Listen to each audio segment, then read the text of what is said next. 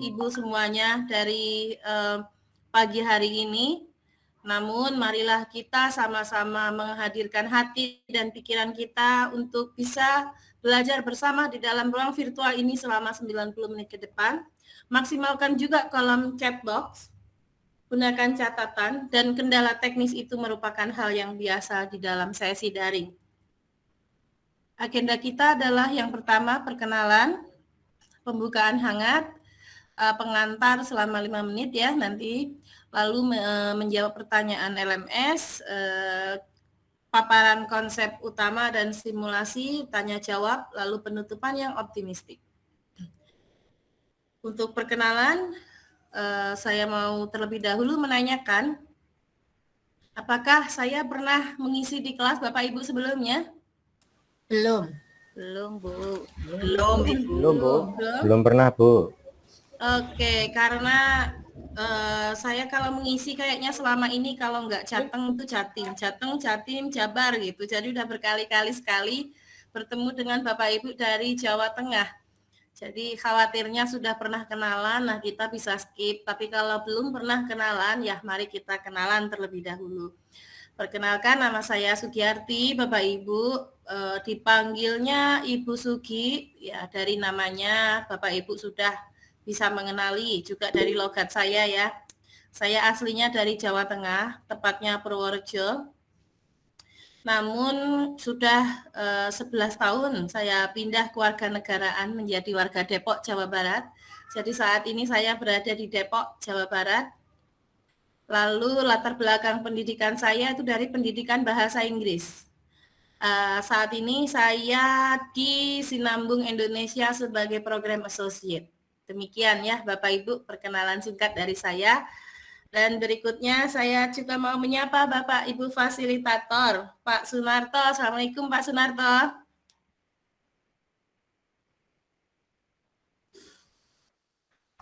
Ibu Diani, Assalamualaikum Ibu.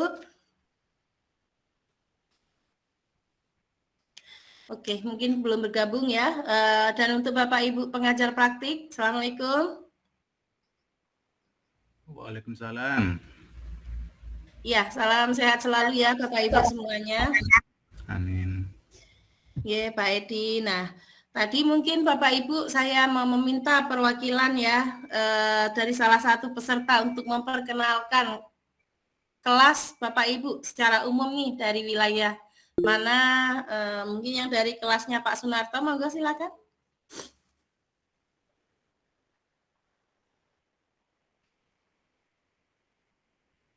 Ada yang berkenan memperkenalkan diri?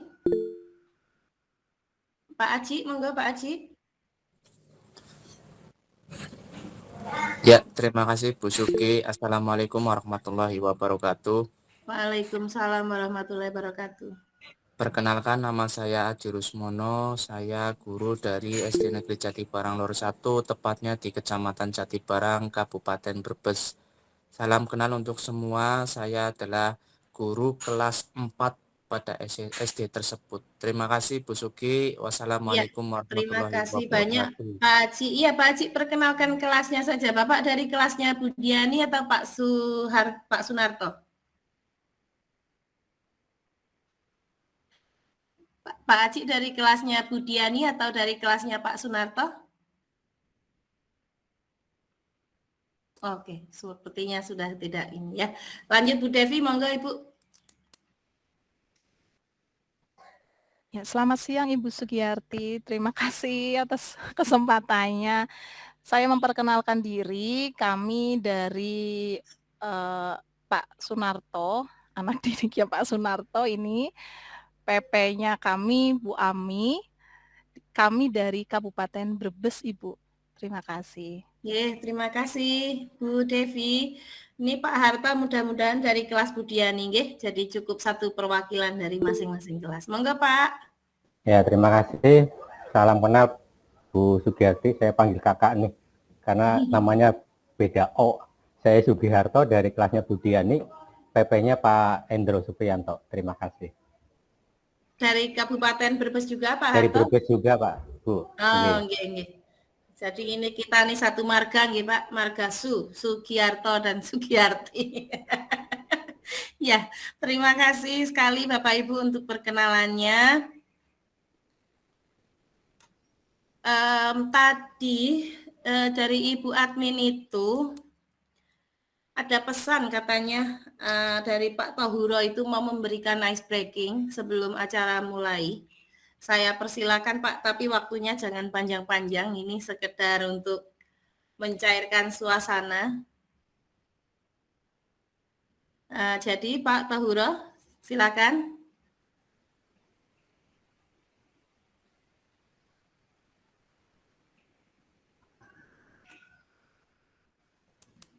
Oke, mungkin belum jadi ya. Nanti kasih tahu aja nggih Pak kalau sudah bergabung.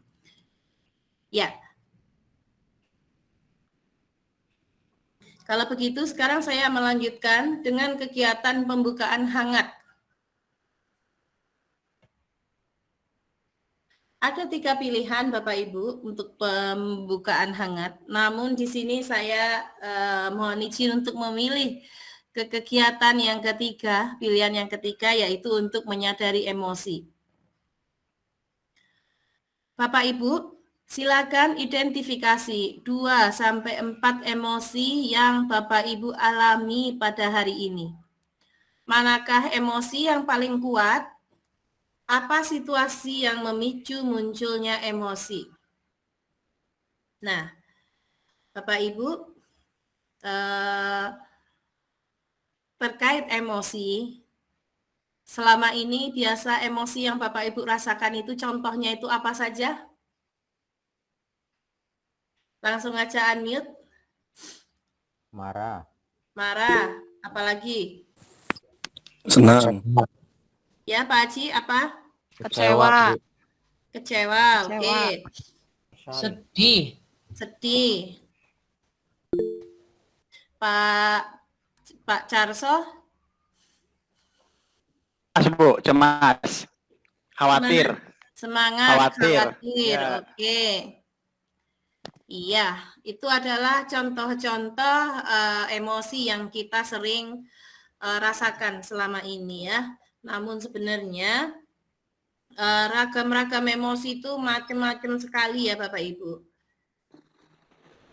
Silakan Bapak Ibu mengamati dari yang saya tunjukkan di roda emosi Platschik.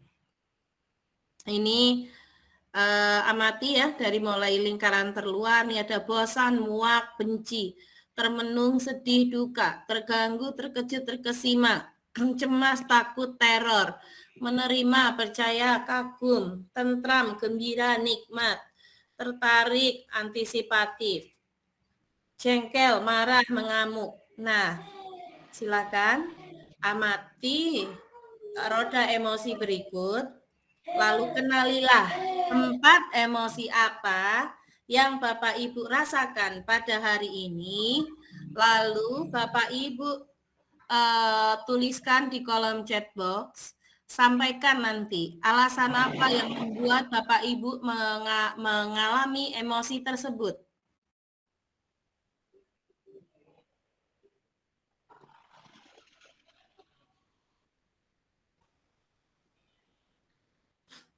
Silakan.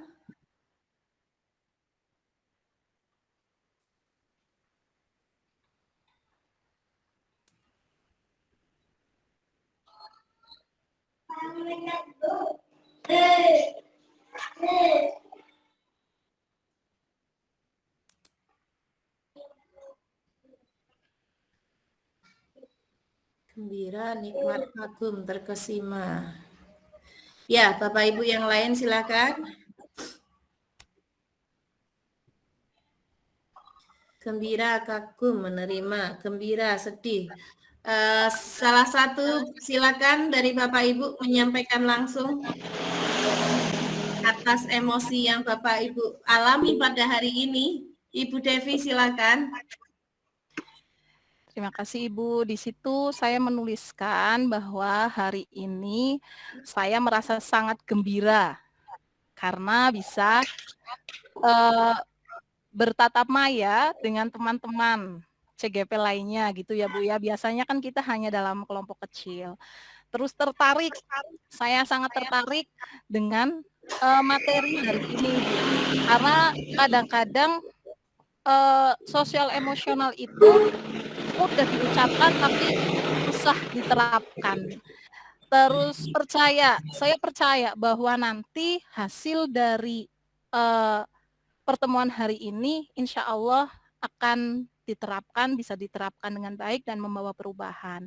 Takutnya barangkali nanti dalam penerapannya itu pastinya akan banyak kendala, Ibu. Terima kasih. Iya, terima kasih. Betul Bu Devi. Jadi ini ilmu-ilmu yang kita pelajari di guru penggerak ini bukanlah ilmu kognitif ya, atau bukan seperti yang saya ini trainer IELTS atau TOEFL yang saya ajarkan teknik untuk mengerjakan soal. Begitu Bapak Ibu selesai menjawab dengan skor yang tinggi itu sudah lulus. Tetapi tantangan kita memang seperti apa yang dikhawatirkan oleh Bu Devi itu adalah dalam pelaksanaannya.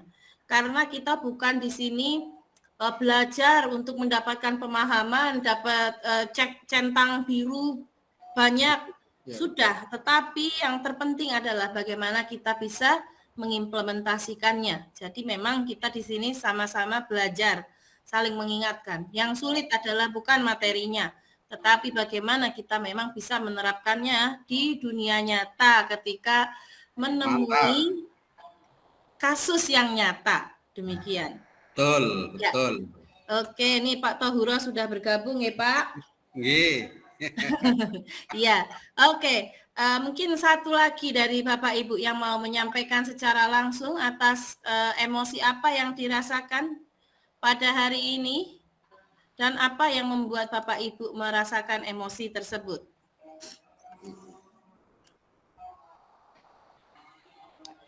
Oke ya, Bapak Ibu, tidak apa-apa jika tidak ada. Ini di sini kita sudah melihat di kolom chat box ada yang cemas, marah, kagum, gembira. Nah, apapun emosi Bapak Ibu yang Bapak Ibu alami hari ini itu kenali dan terima yang kita sekarang ini sedang rasakan ya Bapak Ibu.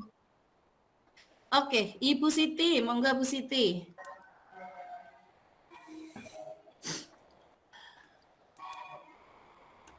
Kepencet mungkin ya.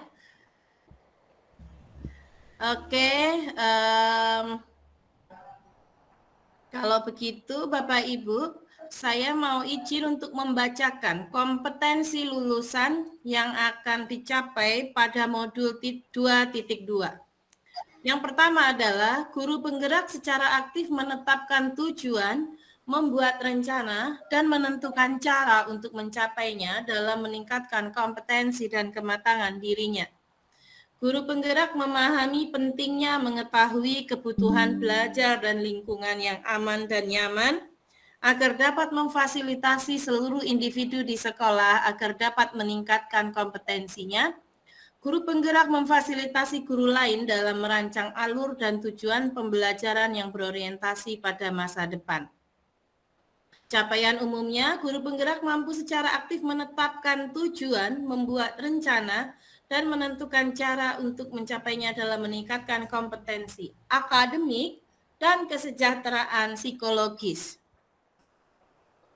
Adapun capaian khususnya, yang pertama, menjelaskan urgensi pembelajaran sosial dan emosional untuk menciptakan lingkungan belajar yang aman dan nyaman, agar seluruh individu di sekolah dapat meningkatkan kompetensi akademik dan kesejahteraan psikologi secara optimal, menjelaskan konsep pembelajaran sosial dan emosional berdasarkan kerangka kerja KESO yang bertujuan untuk mengembangkan 5 kompetensi sosial dan emosional, yaitu kesadaran diri, manajemen diri, kesadaran sosial, keterampilan berelasi, dan pengambilan keputusan yang bertanggung jawab, mendemonstrasikan pemahaman tentang konsep kesadaran penuh sebagai dasar pengembangan 5 KSE, menjelaskan cara implementasi pembelajaran sosial emosional di kelas dan sekolah, yaitu pengajaran eksplisit, integrasi dalam praktik mengajar guru dan kurikulum akademik, penciptaan iklim kelas dan budaya sekolah, dan penguatan pembelajaran sosial emosional pendidik dan tenaga kependidikan di sekolah. Tujuan elaborasi pemahaman kita pada sore hari ini adalah untuk menguatkan pemahaman konsep dan penerapan modul 2.2 di kelas, sekolah, dan komunitas. Bapak Ibu semuanya kan sudah belajar di LMS ya, tentang materi yang ada di modul 2.2 ini. Jadi kita di sini sekedar untuk menguatkan pemahaman konsep, juga nanti saling sharing praktik baik dan juga mungkin tantangan yang Bapak Ibu alami ketika mempraktekannya. Nah, sebelum saya masuk ke dalam materi, itu tadi saya sudah bacakan untuk kompetensi lulusan dan juga kompetensi umum dan kompetensi khusus yang kita akan capai di modul 2.2. Nah, Bapak Ibu, sebelumnya nih saya mau menanyakan kepada Pak Tohuro, mumpung kita baru mulai ya, Bapak, jadi mau memberikan ice breaking terlebih dahulu? Oh, nggih, siap, Bu. Cukup nggak lebih dari 5 menit nggih, Pak, saged nggih, Pak? Saged, Bu, insyaallah. Terima kasih, Pak. Ya, silakan Pak Tohuro, supaya Bapak Ibu semua juga lebih bersemangat ya. Tadi saya sudah berikan cuplikan apa yang kita akan pelajari pada sore hari ini. Kita sekarang mau ada ice breaking yang spesial nih dari Pak Tohuro, biar Bapak Ibu yang tadinya capek ataupun ngantuk-ngantuk bisa segar dan semangat. Silakan Pak Tohuro, monggo. Nggih. Matur suwun Bu Sugiyarti yang telah memberikan waktu terhadap saya untuk menyampaikan ice breaking. Monggo Bapak Ibu, bila perlu dicatat dulu kalimatnya, nanti lagunya menyusul. Inilah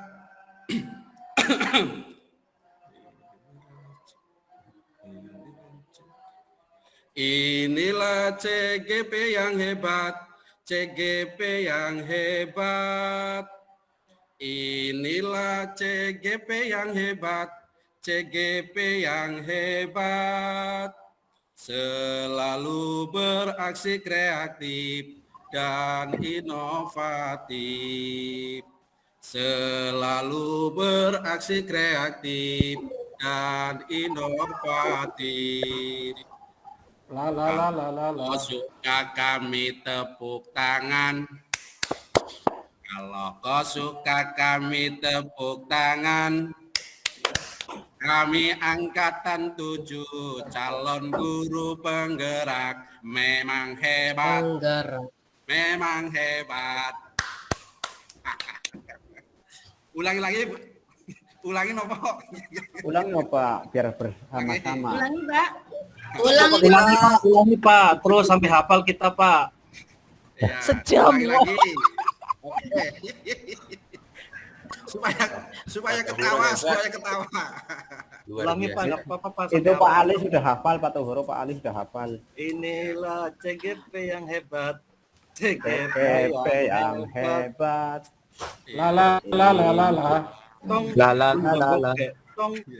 Tolong Bu Riza, kontaknya jadi dirijen.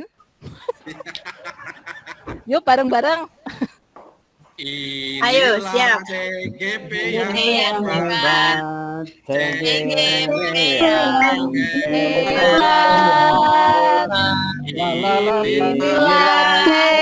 yang hebat. CGP yang Lalu beraksi kreatif dan inovatif. Lalu beraksi kreatif dan inovatif. Kalau kami tepuk tangan. Kalau kami tepuk tangan. kami angkatan 7 calon guru penggerak. Hebat, memang hebat. Ya, oke. Lagi. Ya, terima kasih banyak Pak Tohron ice breaking-nya nih Bapak Ibu benar-benar tadi semangat ya Bapak Ibu, nggak ngantuk lagi ya. Nah, oke. Kita langsung masuk ke materi kalau begitu ya sekarang. Jadi modul 2.2 ini adalah tentang kompetensi sosial emosional. Menurut Bapak Ibu, kenapa penting kita untuk memberikan KSE ini kepada anak-anak? Kenapa penting? Silakan raise hand Bapak Ibu yang punya jawabannya. Bu Devi silakan. Ya, terima kasih Bu. Saya ini sedang mengalami sendiri, saya mempunyai siswa yang sedang galau ini Bu ceritanya gitu. Usianya berapa Bu siswanya? Kelas 2 SMP Ibu. Jadi ceritanya dia itu punya cowoknya meninggal gitu Bu. Nah terus dia galau terus ya. Nah tapi ini saya juga bingung meninggalnya itu meninggal apa ini, karena dia kenalannya online Pak gitu. Lah jadi kadang-kadang dia itu sering sekali yang namanya guru saja dia milih-milih, ada guru yang dia suka, ada juga yang dia tidak suka. Nah pentingnya kita memberikan KSE kepada siswa sebenarnya pertama agar siswa tersebut kita tahu emosi siswa, sehingga saat memberikan pembelajaran bisa disesuaikan dengan masing-masing kebutuhan siswa. Itu sudah sangat linier dengan filosofi Ki Hajar Dewantara bahwa berpihak kepada siswa gitu ya Bu. Baik Ibu, terima kasih. Ya, terima kasih Bu Devi.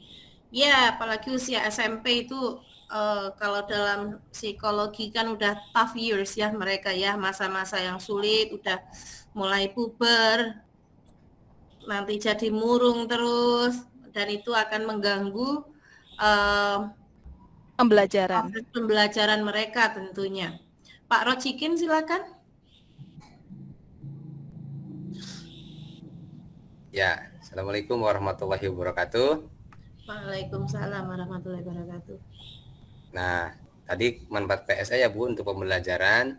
Jadi sebagaimana tadi sudah diulas, kita juga sudah merasakan untuk PSE yang dari Pak Tohuro luar biasa.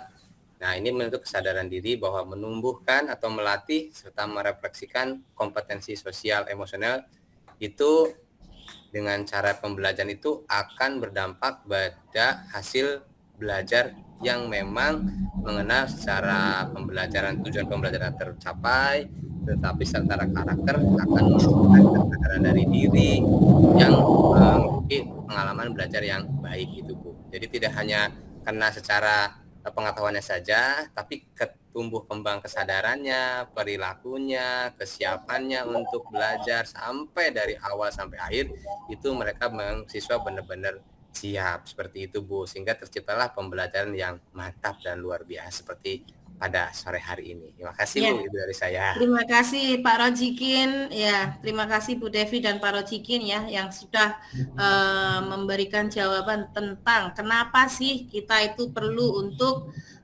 memberikan pembelajaran sosial emosional. Bila kita mengacu kepada apa yang disampaikan oleh Ki Hajar Dewantara, maksud pendidikan itu adalah menuntun segala kekuatan kodrat yang ada pada anak-anak agar mereka dapat mencapai keselamatan dan kebahagiaan yang setinggi-tingginya baik sebagai manusia maupun anggota masyarakat. Nah, di sini artinya maksud pendidikan ini adalah menuntun segala kekuatan kodrat yang ada pada anak-anak agar mereka dapat mencapai keselamatan dan kebahagiaan atau yang kita biasa kenali dengan istilah well-being yang setinggi-tingginya baik sebagai manusia maupun anggota masyarakat.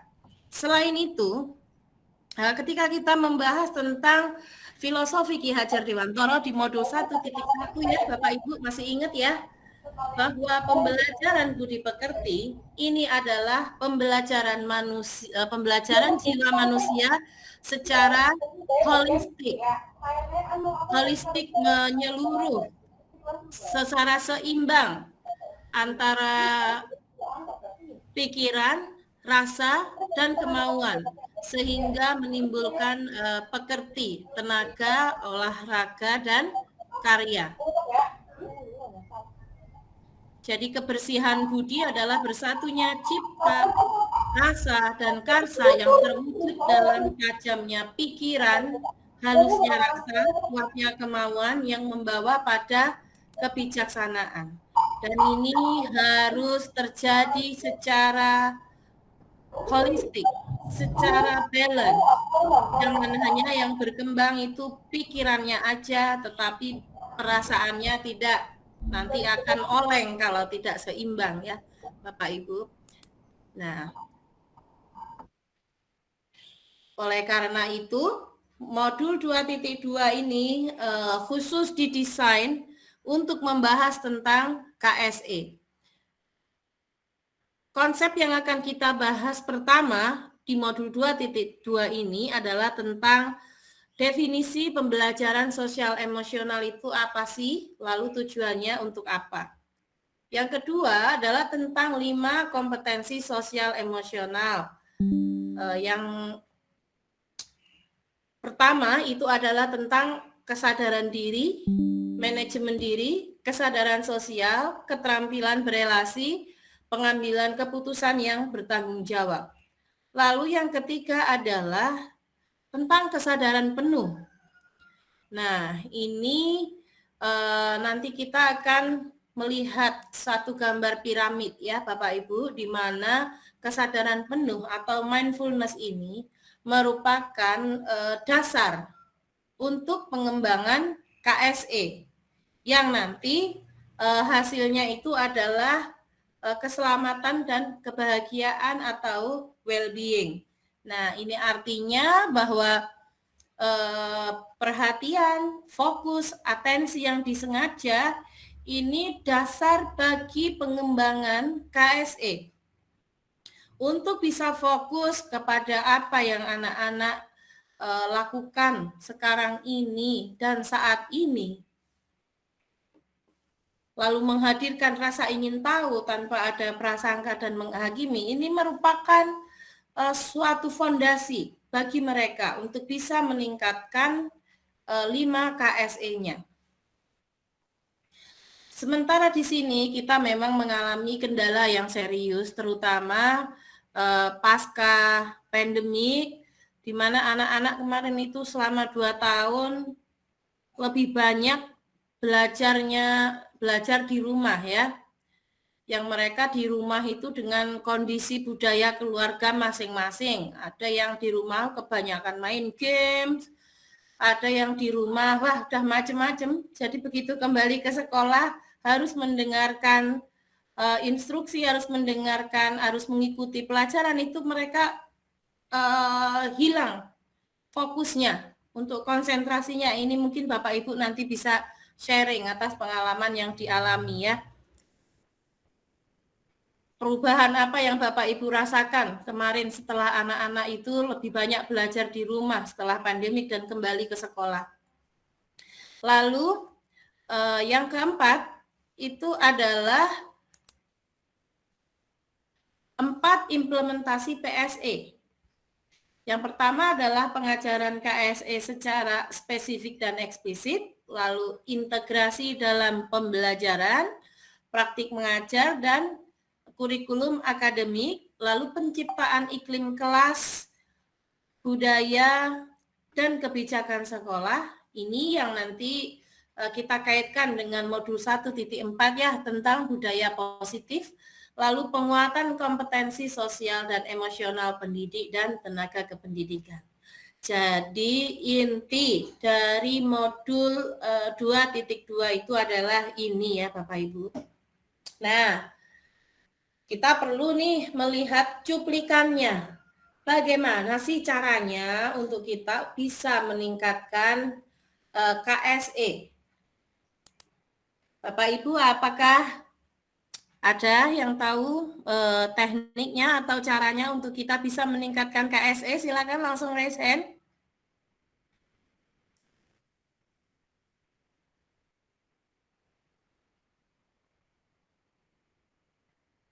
Ini untuk cuplikan saja.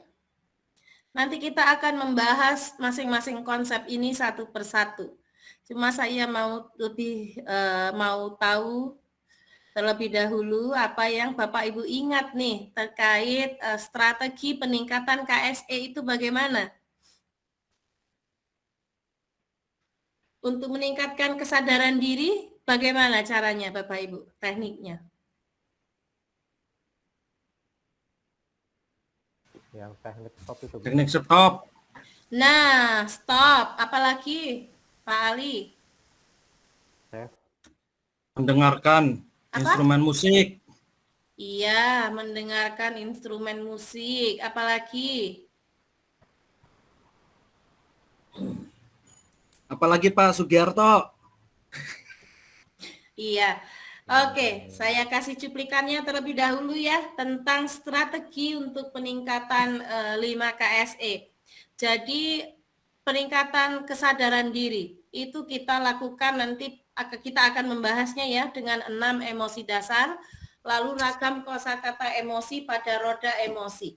Tadi kegiatan awal yang kita lakukan dengan melihat roda emosi Plutchik di situ Bapak Ibu melihat banyak sekali ragam emosi, lalu saya minta Bapak Ibu untuk mengenali emosi apa yang dirasakan saat ini. Nah, ini adalah contoh aktivitas untuk meningkatkan kesadaran diri. Apabila Bapak Ibu ada yang sadar nih sekarang misalkan merasa marah sekali. Nah, kalau marah, lalu bagaimana? Jadi kalau kita merasa sedang kesel atau marah ya, yang penting kita kenali, kita rasakan. Setelah itu jangan dilawan Bapak Ibu, tapi kita cukup tadi seperti yang disampaikan oleh Pak Ali, yaitu dengan teknik stop. Kita masuk ke manajemen diri. Stop itu adalah S-nya stop, T-nya take a breath, itu tarik nafas, O-nya observe. Amati sensasi apa yang terjadi ketika kita lagi marah-marah, mau marah, tiba-tiba kita berhenti dan tarik nafas, observe, amati pilihan-pilihan keputusan, lalu P-nya adalah proceed. Selain itu, ketika kita sadar sedang mengalami emosi yang tidak baik ya, lalu merasa minder dan lain sebagainya, maka untuk meningkatkan manajemen diri itu adalah dengan 3I. 3I ini adalah suatu teknik untuk meningkatkan resiliensi. I have, aku punya siapa yang bisa menjadi support system, dan I am, tunjukkan kekuatan diri, I can, sehingga saya dapat apa itu. Lalu setelah kesadaran diri, manajemen diri itu adalah kesadaran sosial. Nanti kita akan membahas tentang 3 pertanyaan empatik. Ini tentu ya kita kadang menemukan anak-anak yang masih belum memiliki empatik kepada orang lain. Ukurannya itu masih ukuran diri sendiri. Mereka tidak bisa melihat dan merasakan bagaimana jika berada di posisi orang lain yang mengalami. Nah, ini nanti ada 3 pertanyaan empatik. Lalu keterampilan berelasi. Nih, bagaimana sih kita supaya bisa menjalin relasi yang positif dengan orang lain. Nah, tekniknya itu adalah dengan 3C. Apa 3C?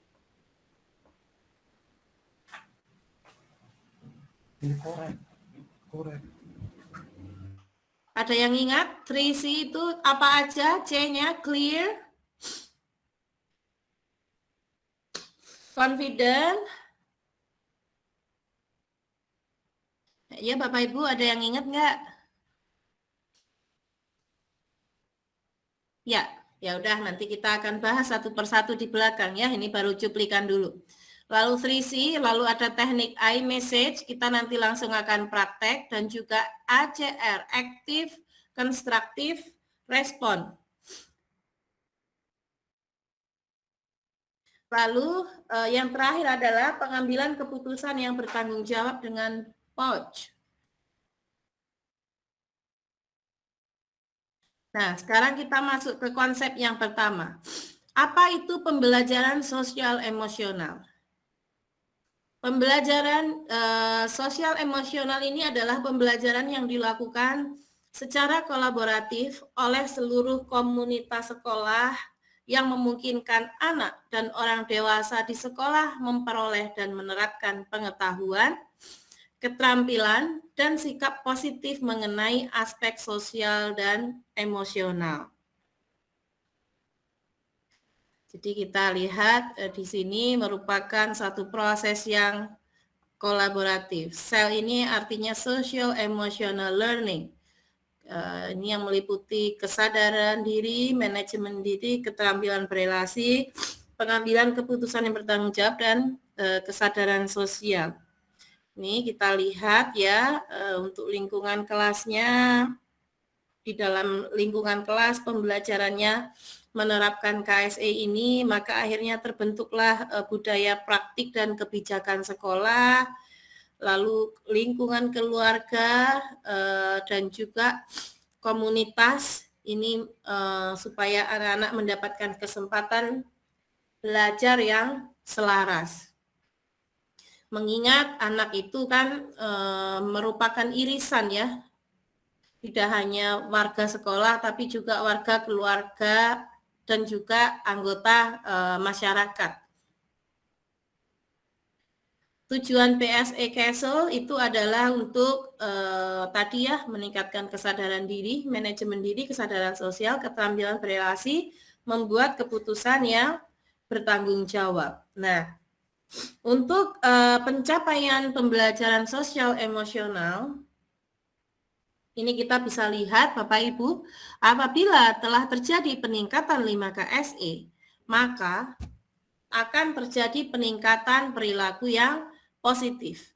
Dan apabila lingkungan belajar suportif, maka terjadi penurunan perilaku negatif dan juga penurunan tingkat stres. Peningkatan sikap positif pada diri sendiri, respek dan toleran terhadap orang lain dan lingkungan sekolah, ini akan meningkatkan performa akademik murid juga. Nah, di sini kita perlu melihat satu fakta tentang PSE, Bapak Ibu. Mungkin nanti Bapak Ibu juga bisa mengamati kondisi murid-murid Bapak Ibu ya. Apakah memang terjadi seperti yang saya sampaikan, atau mungkin ada perkecualian? Nanti saya akan mengajak Bapak Ibu untuk membagikan pengalamannya. Nah, jadi kalau berdasarkan penelitian, fakta tentang PSE itu, murid yang berkembang secara sosial dan emosional pada saat yang sama, mereka pun berkembang secara akademik. Mengabaikan itu artinya mengabaikan pengembangan keterampilan sosial dan emosional akan membawa efek buruk secara akademik. Dan pembelajaran sosial dan emosional harus diimplementasikan secara sengaja, secara spesifik dan secara eksplisit. Tidak cukup kalau kita hanya sekedar diintegrasikan ke dalam mapel saja. Nah, sampai di sini Bapak Ibu. Tadi mungkin kalau dari ceritanya Bu Devi, itu ada murid yang galau. Nah, ini makanya nggak heran ya, kalau ada anak yang tadinya pintar, begitu masuk ke usia puber, mereka tidak memiliki kemampuan sosial dan emosional yang bagus, akhirnya prestasinya menurun. Nah, ini mungkin udah mulai galau, nggak bisa konsentrasi, nggak bisa fokus, sehingga KSE ini sangat penting. Jika kita mengabaikannya, maka akan membawa efek buruk secara akademik. Sampai di sini Bapak Ibu, apakah ada yang mau berbagi pengalaman? Silakan.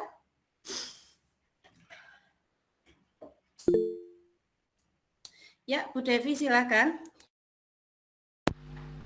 Gini ya Bu, jadi sosial emosional itu sebenarnya bisa dirasakan oleh siswa dan kita bisa saat ini juga, maksudnya ketika dalam pembelajaran dan ketika siswa itu sudah dewasa. Jadi apa yang dia dapat saat kita melakukan pembelajaran yang berdiferensiasi dan di dalamnya juga mengandung kompetensi sosial emosional, kadang-kadang kan kita orang bisa membuat bom harusnya positif misalkan, tapi buat ngebom orang lain gitu negatif. Nah itu juga berhubungan dengan sosial emosionalnya. Jadi kecerdasan, selain kecerdasan dalam pelajarannya gitu Bu, sosial emosional juga mempengaruhi masa depan mereka gitu dalam kehidupan sosial dan masyarakatnya juga gitu Bu.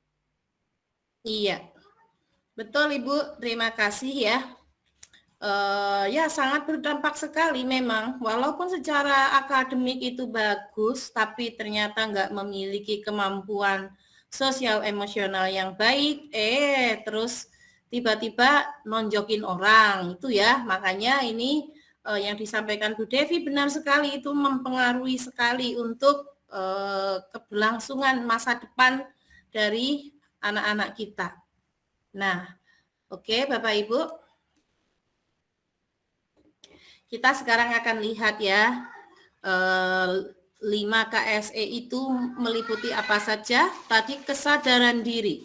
Kesadaran diri ini adalah kemampuan untuk memahami perasaan, emosi, dan nilai-nilai diri sendiri, dan bagaimana pengaruhnya pada perilaku diri dalam berbagai situasi dan konteks kehidupan. Bagaimana sih anak-anak itu bisa mengenali emosinya, jadi enggak kemudian kebablasan karena membaca WhatsApp apa itu langsung emosinya enggak dikenalin, tiba-tiba wadah langsung ngeluruk gitu ya, dan emosi langsung mukulin orang begitu. Ini kalau seseorang yang mampu untuk mengenali perasaannya, mengenali emosinya, maka setelah itu dia akan mampu untuk mengelola emosi, pikiran, dan perilaku diri secara efektif dalam berbagai situasi dan untuk mencapai tujuan dan aspirasi. Nih ya, kalau seseorang tidak bisa mengenali emosinya, kalau mengenali aja itu nggak bisa, kalau dia sedang marah aja nggak sadar kalau marah. Nah, mana mungkin dia bisa mengelola emosinya kalau nggak sadar, begitu ya. Lalu kesadaran sosial ini adalah kemampuan untuk memahami sudut pandang dan dapat berempati dengan orang lain, termasuk mereka yang berasal dari latar belakang, budaya, konteks yang berbeda-beda. Ini suatu kemampuan yang sangat penting sekali bagi anak-anak kita karena mereka harus mencapai keselamatan dan kebahagiaan baik sebagai manusia maupun anggota masyarakat, sehingga anak itu harus memiliki kesadaran sosial nih, bagaimana mereka itu bisa berempati kepada orang lain. Lalu keterampilan berelasi. Keterampilan berelasi ini juga sering dialami di mana nggak hanya anak-anak tetapi orang dewasa yang akhirnya karena hanya omongan-omongan biasa terus jadi masalah gitu ya. Nah ini tentang kemampuan berelasi. Apa sih ini maksudnya? Ini adalah kemampuan untuk membangun dan mempertahankan hubungan-hubungan yang sehat dan suportif. Kita sebagai makhluk yang bermasyarakat tentu tidak akan bisa hidup dengan baik apabila tidak memiliki kemampuan berelasi yang baik. Bagaimana kita untuk bisa memiliki kemampuan berelasi yang baik? Nanti kita akan membahas ya tadi tentang 3C, I message, kemudian ACR. Kita nanti akan praktik. Lalu yang terakhir adalah membuat keputusan yang bertanggung jawab. Ini merupakan kemampuan untuk menentukan pilihan-pilihan membangun yang berdasarkan atas kepedulian, kapasitas, dalam mempertimbangkan standar etis dan rasa aman dan untuk mengevaluasi manfaat dan konsekuensi dari bermacam-macam tindakan dan perilaku untuk kesejahteraan psikologis diri sendiri, masyarakat, dan kelompok. Nah, oke ya Bapak Ibu, ini sedikit intro tadi tentang 5 KSE. Berikutnya, saya akan memutarkan video. Bapak Ibu silakan simak video yang saya putar. Lalu nanti Bapak Ibu identifikasi apa saja KSE yang ditunjukkan oleh remaja putri dalam video yang saya putar nanti. Siap ya Bapak Ibu, saya putar videonya. Siap. Oke. Siap, Bu. Siap, Bu. Ya, silakan Bapak Ibu. Saya putar videonya. Siap, Bu. Suaranya sudah terdengar? Sudah, Bu. Sudah. Oke, ampun, nggih.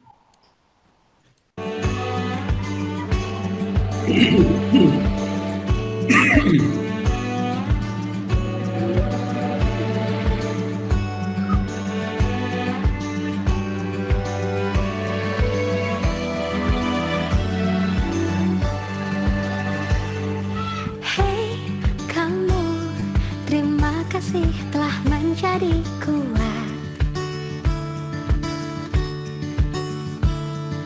Hei kamu, terima kasih telah menjadi hebat. Walau hidup terkadang berat, dunia pun kadang tak bersahabat. Kamu pasti kuat, kamu pasti hebat. Kamu kan lewati segalanya karena kamu kuat. Hei kamu, tak harus selalu tampak tangguh.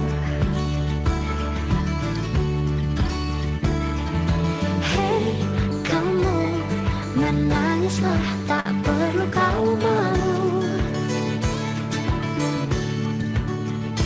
Jika hati terasa penat, duduk sejenak dan istirahat. Wajar kadang lelah, wajar kadang lemah. Kamu kan lewati segalanya karena kamu kuat.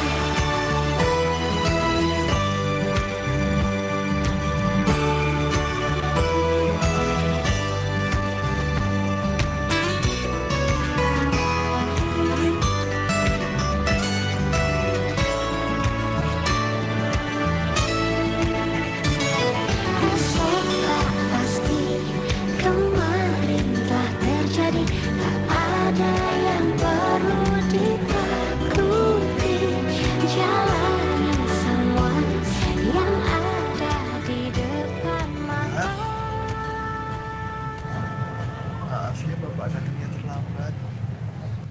Bapak harus antar orang dulu tadi.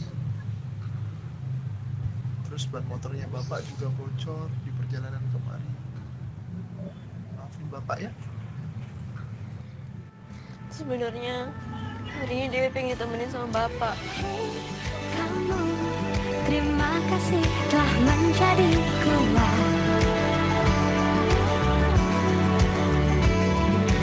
Hei kamu, terima kasih telah menjadi hebat.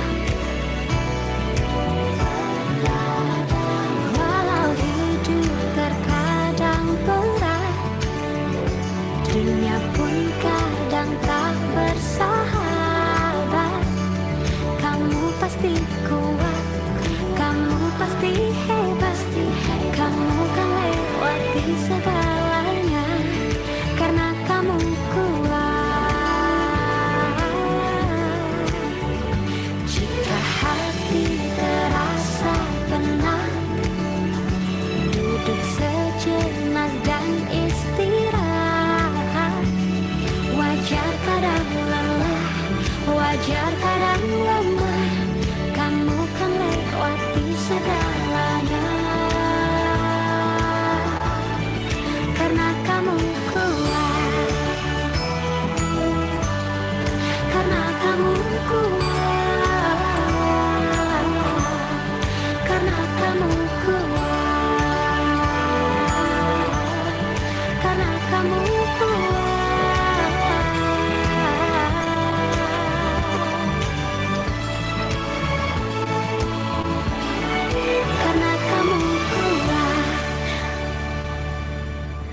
kasih Bapak Ibu.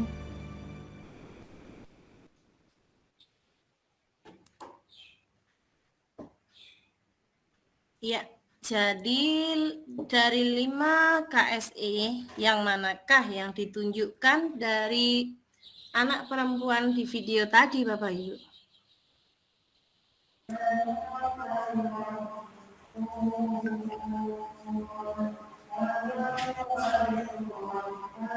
Keterampilan berelasi, Pak Ali diri, Mudin, silakan Pak Ali. Keterampilan berelasi itu ditunjukkan di bagian yang mana Pak? Silakan, yang lengkap Pak, silakan. Monggo Pak.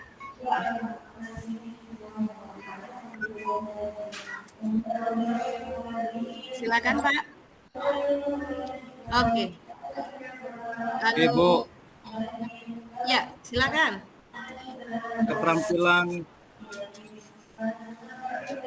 Keterampilan berelasi ketika anaknya berkomunikasi dengan bapaknya, membangun komunikasi yang baik, meskipun bapaknya itu datang terlambat, tapi nggak marah, hanya berseduh saja, Bu. Ya, jadi fokusnya pada dirinya ya. Dewi sebenarnya merasa sangat pengen ditemenin sama bapak gitu ya. Oke, terima kasih Pak Ali. Tidak marah ke orang tua. Iya, nggak marah. Oke, terima kasih Pak Ali. Berikutnya Pak Rojikin, silakan. Kami Bu, minta nomor WA Bu. Iya Bu, terima kasih. Saya memilih manajemen diri dan kesadaran sosial.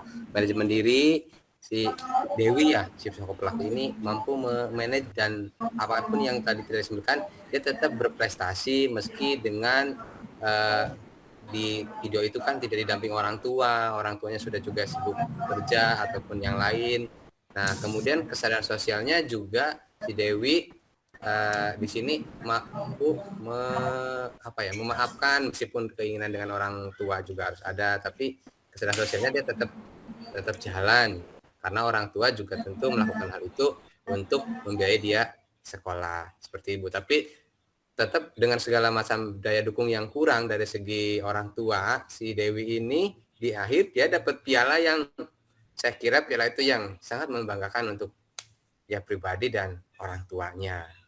Begitu Ibu. Terima kasih. Iya. Terima kasih Pak Rojikin. Bu Devi silakan. Ya, terima kasih Ibu. Ini sedih ya Bu ya. Temennya ada diantar sama orang tuanya ke sekolah, dia sendirian.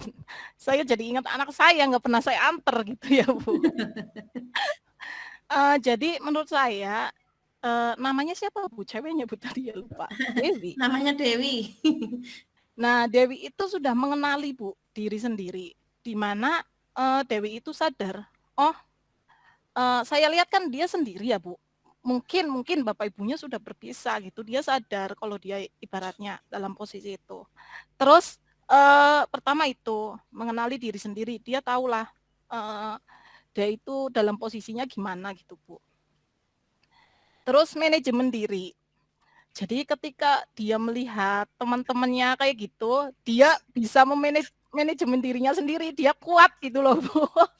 Melihat temannya diantar orang tua, makan bersama orang tuanya, bahagia di usianya, dia bisa memanajemen dirinya bahwa dia itu bisa gitu. Terus untuk kesadaran sosial, mungkin dari tingkat ekonominya dia itu berbeda dengan teman-teman yang lainnya. Nah, dia sadar akan itu juga, Bu. Terus kemampuan berelasi saya kira itu malah kurang. Saya lihat di videonya dia kok nggak punya teman ya, Bu ya. Tak kira tuh dia ada temannya gitu, teman akrabnya itu kemampuan berelasinya saya malah kurang melihat itu. Mungkin kalau dengan orang tuanya iya, cuma kalau dengan teman sebayanya itu saya tidak melihat di situ. Nah, dalam memanajemen diri dia juga itu Bu, karena dia tahu posisinya dia seperti itu, sehingga dia bisa dapat prestasi gitu Bu, dalam menempuh pendidikannya. Gitu Bu, terima kasih. Ya, Terima kasih Bu Devi, benar ya. Di sini yang kita perlu untuk garis bawahi bahwa di akhir anak itu akhirnya bisa berprestasi membawa pulang piala dan juga di bagian akhir itu bisa berjalan dengan tersenyum ya. Juga mengucapkan terima kasih kepada Bapak dan Ibu. Meskipun di awal-awal tadi itu perjalanan yang dia lakukan itu sangat berat dan tidak mudah di ulang tahun yang dia membayangkan mendapatkan hadiah, ada orang tuanya, dia hanya duduk menangis sendirian di rumah. Nah itu disinilah kita perlu untuk mengajarkan KSE kepada murid-murid karena kita melihat anak murid kita itu pasti juga memiliki kondisi yang bermacam-macam ya Bapak Ibu. Mungkin ada yang dari keluarga yang sedang bermasalah, mungkin ada yang sedang bermasalah dengan teman-temannya, dan ketika mereka itu tidak bisa menyelesaikan dunia di dalam diri mereka dengan baik, tidak akan mempan kalaupun nanti kita bilang yang rajin belajar, kita terus nuturin demi masa depan itu nanti kita tidak akan membantu ya Bapak Ibu. Kita harus terlebih dahulu menguatkan KSE anak-anak. Kita makanya perlu untuk mengenali latar belakang anak-anak, mereka ada masalah apa. Kalau mereka tidak diselesaikan dari akar masalahnya, maka bisa dipastikan tidak akan mendapatkan prestasi akademik yang baik. Saya pun pernah mengajar di pesantren, ada santriwati yang dia kelihatan lesu terus, ternyata sama ustadz-ustazahnya yang lain juga katanya memang selalu seperti itu ketika pelajaran. Ternyata setelah pelajaran selesai dan saya beres-beres di meja, sementara teman-temannya pada keluar, dia cerita, bapaknya menikah lagi, rumah barunya dengan istri baru itu di sebelah rumah ibunya. Jadi akhirnya anak itu yang benar-benar dalam masalah berat. Nah, mana mungkin kita mau mengajak anak yang dalam kondisi berat begitu untuk rajin belajar demi masa depan, itu kita sangat tidak bisa. Jadi memang terlebih dahulu harus menguatkan dari segi sosial emosionalnya. Nah, bagaimanakah kita caranya untuk menuju ke sana supaya murid-murid kita itu bisa menjadi seperti anak perempuan yang ada dalam video tadi. Daniel Goleman menuliskan sebuah buku judulnya tentang fokus. Jadi agar dapat membantu anak untuk makin baik dalam mengelola dunia dalam diri mereka dan menguatkan pembelajaran, maka langkah berikutnya yang paling nyata dalam pembelajaran sosial emosional adalah melatih atensi, fokus, dan memusatkan perhatian. Bagaimanakah caranya untuk melatih fokus? Untuk melatih fokus itu dengan mempraktekkan mindfulness. Dan nanti saya akan tunjukkan ya, ada piramid di mana mindfulness itu merupakan pondasi dari 5 KSE. Jadi kesadaran penuh dapat diartikan sebagai kesadaran yang muncul ketika seseorang memberikan perhatian secara sengaja pada kondisi saat sekarang dilandasi rasa ingin tahu dan welas asih. Dan secara saintifik, latihan berkesadaran penuh yang konsisten ini dapat memperkuat hubungan sel-sel saraf otak yang berhubungan dengan fokus, konsentrasi, dan kesadaran. Nah, jadi mindfulness ini bisa dilatih. Kalau mungkin masih di awal-awal gitu ya, anak-anak masih belum bisa secara optimal kita ajak untuk melakukan praktek ini. Tapi nanti dengan terus berlatih, nanti akhirnya menjadi terbiasa. Dan secara saintifik ternyata teknik ini akan memperkuat sel-sel saraf otak yang berhubungan dengan fokus dan konsentrasi.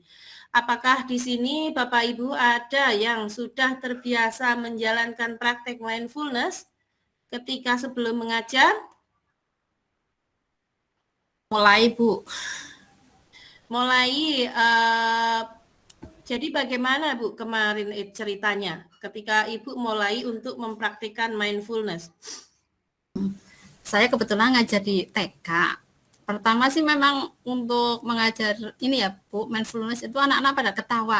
Apa sih Bu Guru? Ketika saya ajarin tarik nafas, anak-anak kan yuk tarik nafas nurut Bu. Tapi ketika yuk keluarkan dengan pelan-pelan, anak langsung kayak gitu Bu. Iya, iya. Sesuatu yang aneh gitu. Iya. Jadi bisa perlahan mulai. Iya, betul Bu Kusnul. Jadi saya waktu itu juga pas diundang menjadi guest teacher untuk kelas anak saya, kelas 4 ya. Belum pernah mereka itu memberikan pembelajaran KSE secara eksplisit ya. Lalu saya memberikan materi tentang KSE yang saya awali dengan mindfulness. Mindfulness yang saya lakukan adalah dengan body scanning. Tetapi ternyata sebagian besar anak-anak itu malah takut mendengarkan instruksi saya karena mereka khawatir kalau dihipnotis pikirannya itu. Cerita ke ibunya itu katanya takut kalau nanti dihipnotis gitu. Wah lah iya, nanti takut itu anak-anak dihipnotis, takut kalau pas dihipnotis takut ditanyain itu kalau di rumah ibunya galak enggak itu. Akhirnya emak-emaknya juga bercanda begitu. Nah, memang seperti itu ya, bagi anak-anak itu ketika awal-awal itu masih merasa ini apa gitu ya, mungkin ada yang cekikikan, ada yang nggak mau ngikutin, tetapi nanti kalau sudah berulang kali, mereka itu akan sudah lebih terbiasa dan kita bisa mengajaknya untuk latihan. Ya, demikian ya Bapak Ibu ya, ini artinya bahwa mindfulness ini bisa dilatih dan ditumbuhkan. Lalu yang kita lakukan itu juga nggak monoton mendengarkan musik aja. Kita bisa mengajak anak-anak untuk menuliskan apapun pikiran dan perasaan yang muncul saat ini tanpa menilainya. Suruh nulis apa aja untuk mengekspresikan perasaan mereka. Bisa dengan mendengarkan atau memainkan alat musik, merasakan bunyinya dan suara yang terdengar.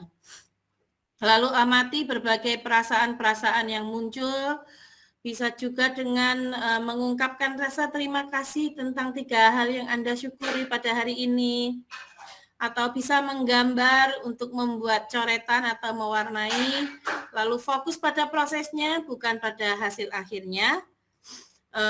Fokus pada 3 hal yang dapat Anda lihat, dengar, dan rasakan, lalu dengan teknik body scanning ya. Teknik body scanning itu kita ya seperti nyeken dari bagian kepala atas, dengarkan suara mobil yang sekarang lewat, atau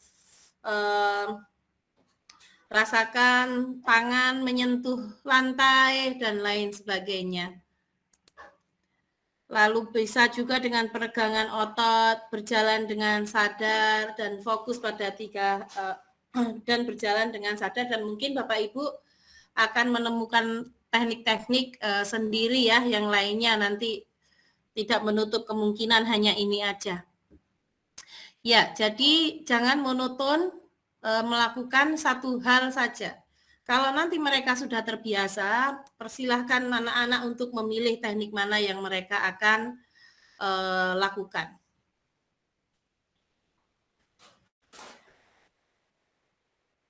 Nah, oke. Kita sekarang, ini Bapak Ibu, coba latihan untuk mempraktekkan mindfulness ya. Dengan mendengarkan musik.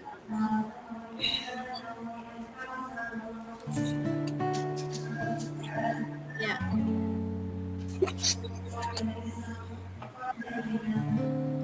Mohon dibantu untuk suara yang bocor. Pak Tahura untuk mute. Ya, terima kasih. Oke, Bapak Ibu, marilah kita jeda sejenak dari apapun yang kita kerjakan. Duduklah dengan nyaman, tegak, tidak membungkuk, bahu tetap rileks.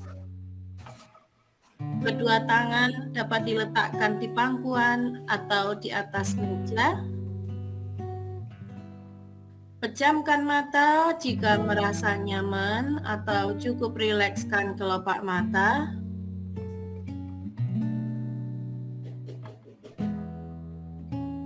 Dengarkan musik yang mengalun.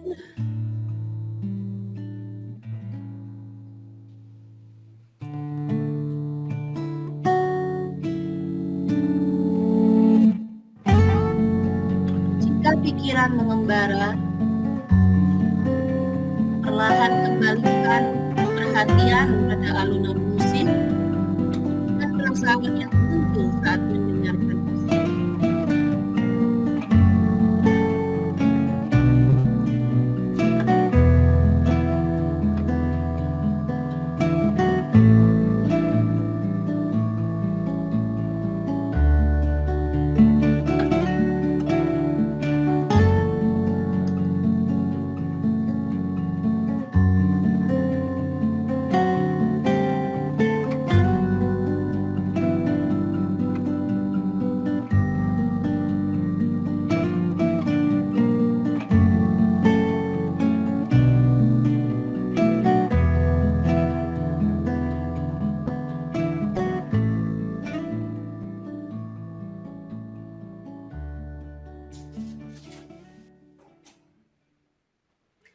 Bapak Ibu, saya persilakan untuk membuka mata kembali. Iya. Jadi bagaimana rasanya Bapak Ibu? Pak Tahuro silakan. Assalamualaikum warahmatullahi wabarakatuh. Waalaikumsalam warahmatullahi wabarakatuh. Setelah mendengarkan musik, kemudian mengikuti instruksi dari Ibu, memang dirasakan satu rasa nyaman, Bu.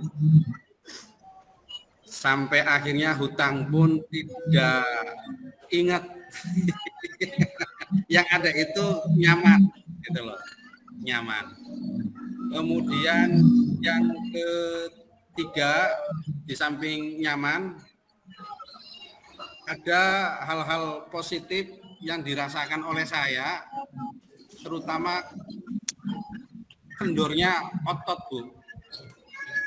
Kendornya otot yang semula tegang menjadi kendor.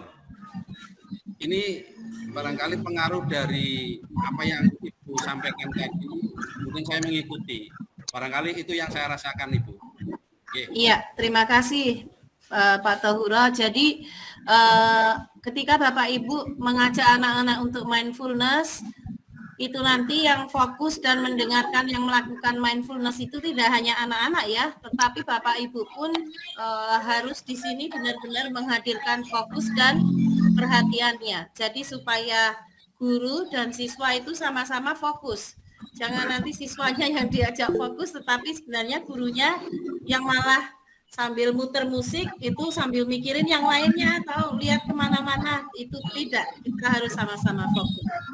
Oke, Pak Rojikin silakan. Ya, terima kasih Bu. Saya sebenarnya dengan Pak Tahuro nyaman.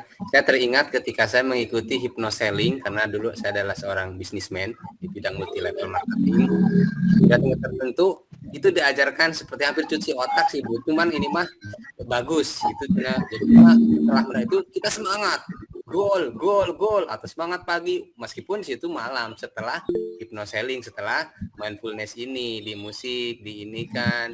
Jadi saya yakin rileks kendornya kita, rileks pendapat itu harapannya ketika setelah mindfulness itu mereka benar-benar ingin loncat ledakan sedak-ledaknya untuk semangat belajar.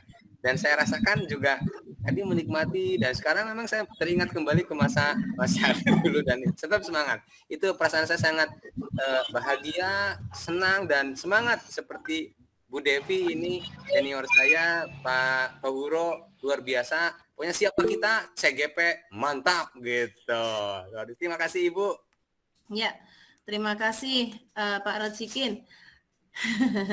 Iya, karena memang MLM itu adalah bisnis yang sangat challenging ya, tetapi ternyata tidak ada yang mustahil ketika itu sungguh-sungguh dilakukan dengan konsentrasi ya Pak Rojikin. Nah, ini artinya apabila kita praktekkan juga untuk proses pembelajaran juga kita akan bisa melihat ya impact dari praktik ini. Ibu Devi, apakah punya praktik baik terkait mindfulness? Silakan. Iya. Gini Ibu, saya mau bertanya boleh Ibu? Boleh, silakan Ibu.